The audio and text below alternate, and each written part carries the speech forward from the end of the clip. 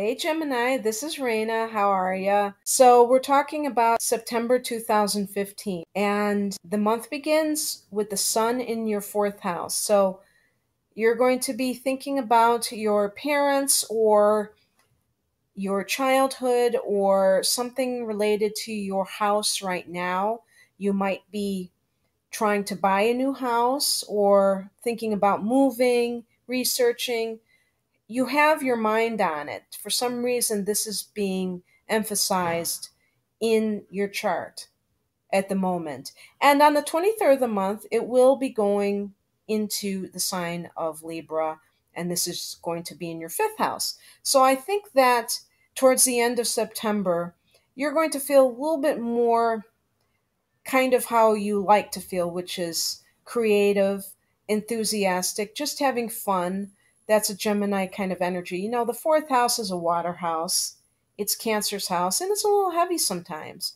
Dealing with childhood issues, that's not really your cup of tea, to be honest with you. It's a little bit too emo for comfort. And so I think you're going to prefer when the sun goes into Libra, a fellow air sign, and you have that fifth house of creativity and just joyful activities, amusements, that sort of thing, children. And that's just more how you roll. So that's cool. And then you have a new moon in Virgo, 20 degrees. Now, this is a partial solar eclipse, and again, with that fourth house. So, some kind of new development. And the solar eclipse is three times the regular new moon energy.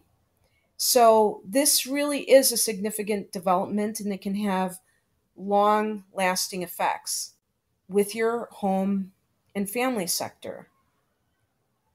So, anything to do with your parents or a house, maybe you're putting a house up for sale, maybe you're buying a house, and this is going to be a place where you live in for many years to come. It's just something significant to be aware of that's occurring on the 13th of September for you in the sign of Virgo. And Mercury, which is your ruler, will go up to 15 degrees of Libra and then retrograde on September 17th. Now, Libra is that fifth house, so it will affect any kind of dealings that you have. If you are in, for instance, a new romance or something like that, with Mercury retrograde in that house, you have to be careful that there are not miscommunications with people that you're dealing with on the dating scene. And it could also relate to you and some kind of creative project that you've initiated. This is actually a better time to go over your art rather than do something new. But as I always say, you don't want to be superstitious either. So if it's no big deal about launching something that might have delays, then if you feel really, really strongly about it, then you probably will want to do that. But if you can wait, then wait. Whatever feels best to you. But I definitely see that you're going to have your thoughts on creativity of some sort. It could also relate to children, though, because this is a big feature of the fifth house. So if there's a child in your life, and it doesn't have to be your own child, then you might have some kind of issue resurface that you need to deal with. And this will last a few weeks, Mercury being in retrograde. Some people say that Geminis and Virgos, who are both ruled by Mercury, deal with Mercury retrogrades better, and some people say they're more affected by it. So you would have to be the judge on that one. But Venus and Mars are both in Leo, so they are actually in your third house.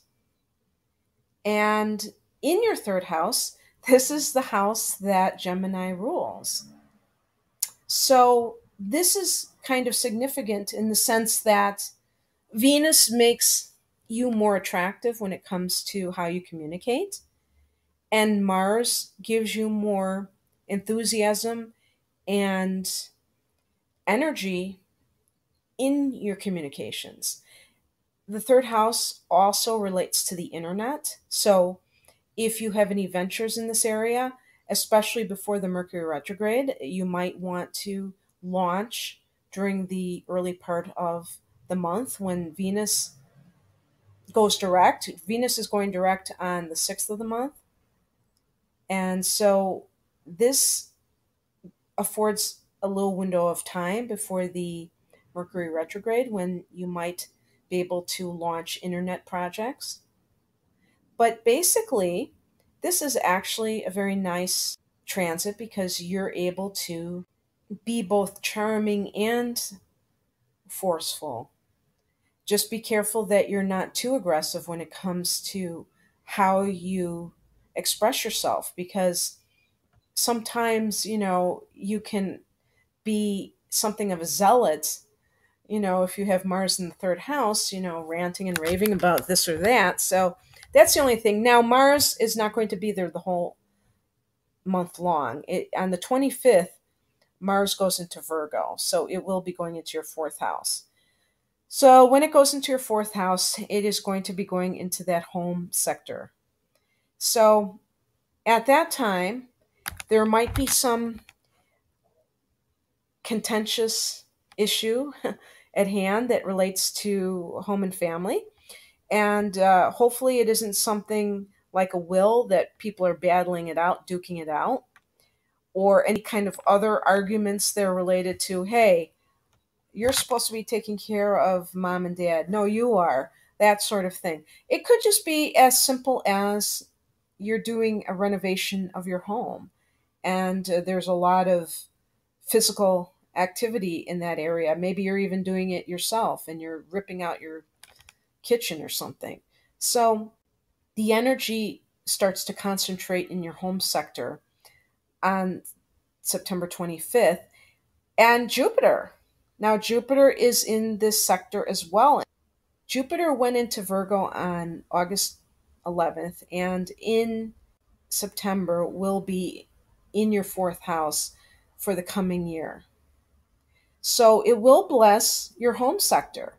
And sometimes this can mean that you acquire the means of attracting funds to upgrade your living quarters or somehow expand them. So it could be that you have a child and this, or another child if you already have children, but it could be that you adopt. It could be all kinds of things. Maybe somebody comes to live with you.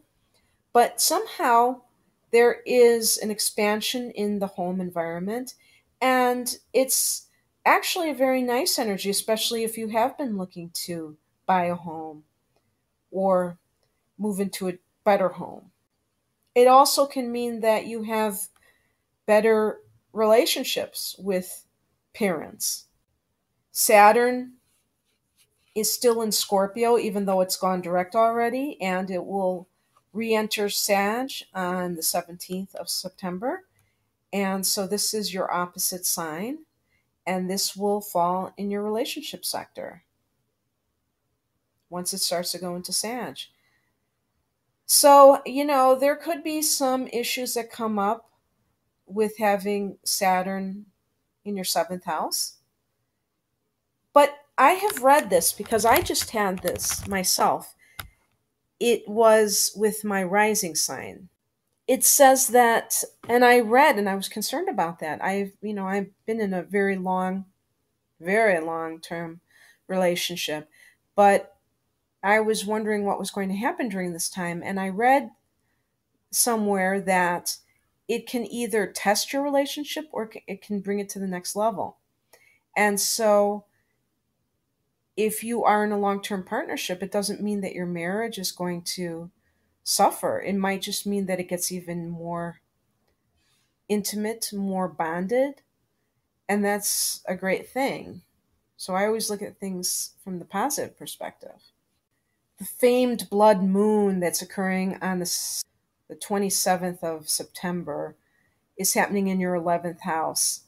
And so I would definitely, since it's a total lunar eclipse, 3 times as potent as a regular full moon, I would definitely use this 11th house lunar eclipse to focus on your hopes and wishes, what you want to attract into your reality in the coming year, because this will be a very long felt effect, at least 6 months, I think. And, I think that's a great thing to do. And I think it's a great house to have it fall into. Wow, I just picked your cards, Gemini. Very interesting, very interesting. The overall card is the Devil card. So, any unnecessary attachments, get rid of them. Any negative thinking patterns, get rid of them during the month of September. Because if you do, I think you are going to go places. Because for the first half of September, I picked the Six of Cups and the Four of Swords. And I actually connect these cards and I connect them to all that fourth house activity. The Six of Cups is all about childhood, nostalgia, just what I was talking about. This energy, the new moon in the fourth house, the sun in the fourth house. This is you exploring the past, taking a trip down memory lane, yada, yada. But it's also coupled with this Four of Swords, which is like kind of like a spa day, or I would say like a recuperation period. So you might want to use the first half of September as a time to lay low and just chill and go back to your hometown and see everybody and not be like, and kind of go within, because that's what the Four of Swords is. The Four of Swords is all about going within and not being part of the world, so to speak. And then for the second half of the month, I got the Empress card and the Three of Wands. Now, interestingly enough, the Empress card is a major arcana card. It's number three. Three of Wands, the number three, major arcana. Do you know what the number three represents? It represents abundance. It is Jupiter's number. So basically, that's you. You're being very earthy in the second half. You're really enjoying physical pleasure. You're luxuriating in it all. And that's because you have a reason to, because the Three of Wands is the beginning of some endeavor that you've started already that is beginning to take root and is beginning to turn a profit, so to speak. And you might have a new job, but it might just be a new project. And with the Empress card, it's really a time that you're just enjoying life and not feeling like you're harried or anything like that, especially if you do the resting, recuperating at the beginning of the month. I think that you will be in a great position come the end of the month. So I hope you enjoyed your reading, Gemini. I hope you have a great month. Bye.